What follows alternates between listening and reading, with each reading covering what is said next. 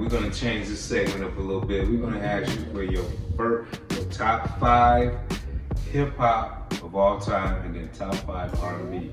Because you come from an R&B background. Are we talking about songs or artists? Artists.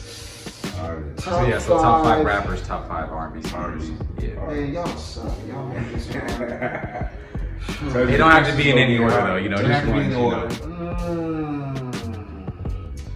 All right, this is gonna be controversial, y'all. All right, this is gonna be real controversial. This is gonna be some cats that's not in the list that probably should be in the list, and maybe they haven't had it on. We will give you top 10 and 10, but that's no, that's too long. That's too long. Y'all trying to top 5. Okay, so I'm gonna go off the heart. All right. I'm gonna go off my heart. All right, and this is not necessarily like everybody's list. This is just who influenced me. We start with hip hop or R&B? We'll start with hip hop because that's the hardest one, man. Okay, R&B is easy. Let's hear it. Okay, so for one, I'm gonna say Biggie. That's my number one. I know that's controversial, but Biggie's my number one. Even with some of the controversial lyrics, Biggie's still my number one. That's probably the first hip hop artist that I can remember listening to all the way through their career. Like I didn't, there was nothing that I didn't like in his catalog. I think his catalog was pretty complete as far as songs that I liked. My number 2 is going to be Tupac. And there's a particular reason. They're really like 1A and 1B. It's kind of hard to put them, you know, to separate them. As far as me musically, I probably lean towards Biggie, but I had the opportunity to work with Pac and shape my own opinions on Pac from those encounters. But what I did realize from Pac is what he did for the culture, what he did for the evolution of the culture. He brought back like a Black Panther thing. Yeah, some knowledge back. Yeah, he brought Brenda's got a baby, he yeah. had a message in his music. But then he can also get real thuggish with you, and then he can also hit you with some ladies, you know, with some party rappers. Tupac was pretty complete in what he could do. How do you want it? Yeah, he was pretty complete. Tupac was probably the most complete artist I've ever heard. Yeah, and then you know, with the acting thing into it, that probably very diverse. Yeah, would lend him to be, you know, one of the greatest. And then here goes some of the controversy. My 3rd one is Jay-Z. My 4th one is Nas. And my 5th one is going to kind of be where a lot of people would throw in names and wouldn't know who to put there. But from number 5 for me, it's got to be Ice Cube. Ah, yes.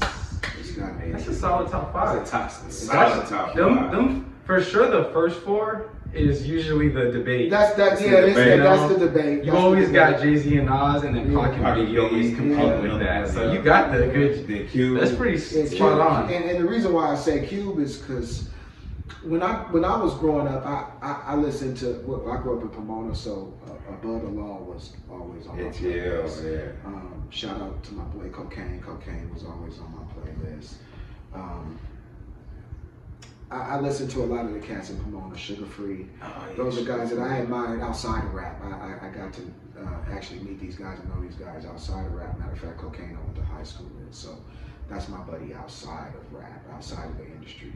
But I knew these guys; they were legends in my city, you know, before the music. I love Cold 187. So for me, Ice Cube embodied that West Coast thing for me. Yeah. That like NWA opened the door for those cats. I like NWA. I liked NWA a lot. Really? But even within NWA, Ice Cube was my favorite rapper within NWA. With no Cube, there is no Snoop. And I could tell when the level of NWA when Cube wasn't there, when Cube left, I could tell that the level of NWA, the music was without him was a little different.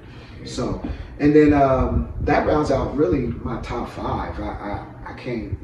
I know that people would think it's solid. Ice Cube would be one of those people that they might play it in and play out of the top 5. But for me, where I grew up, that was a constant. We had to listen to some Ice Cube. That's a solid 5. Solid 5. I think that's however you want to, whatever. That's a solid 5. And then for me, if you wanted to do top 10 my top 10 would then consist of a lot of the younger guys. Kendrick would be on that. Drake would be on that. J. Cole would be on that. And I can't deny Future, even though people might say, oh, well, that's not really, they might have some questions about that. And then, to round off my top 10, that's really questionable. There's so many. I like T.I., I like Ludacris. As a whole, NWA should be in there somewhere. Run DMC should be in there. It just goes down to those like you said, A and B for one. We'll separate them too. And then I have like somebody that I couldn't put in my top 10, but he probably is one of my favorite rappers of all time, and I had to figure him in there somewhere, and that would be Jadakiss. I have to put him somewhere in there. Rap, man, it's so many legends, man. So many people, dude. And that's the good thing about it. Big L. And that's I couldn't put him in that list because we just didn't hear enough material from him. But Big Pun, I needed more from Big Pun too. We got certain people that we knew would have been greater than what they really were, but we didn't need get more to from hear. Biggie too. We needed more from Biggie. That's why for him to make my top 5 with the little bit of catalog that he actually left us with, that means that it stood. That means that catalog, I put it up against anybody's catalog because it's solid. But I grew up liking Cameron. I grew up liking Benny Siegel was one of my favorites, man.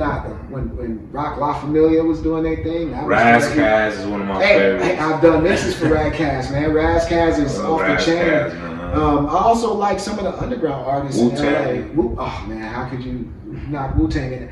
Also in LA, I grew up listening to like some artists that people might not know about. Pharcyde. Oh, I love Pharcyde. Asia. It gets real deep in LA as far as like. Oh no, from Oxnard. Man, I liked a lot of cats. Dilated People. I also worked in the Latin community, so I got to work with Frost, and there's so many Latins that contributed to the culture, and I don't think us as a full culture, we don't even include them as much as we should, because they are part of it too. And if you lived in LA, you couldn't miss their contribution to rap. They had their own lane. Cypress Hill. Man, and they crossed over. They did it. They were able to go over to the Latin community and come over to the brothers. See, we talking hip hop here. This is the number one hip hop podcast in Las Vegas. I'm trying to tell you.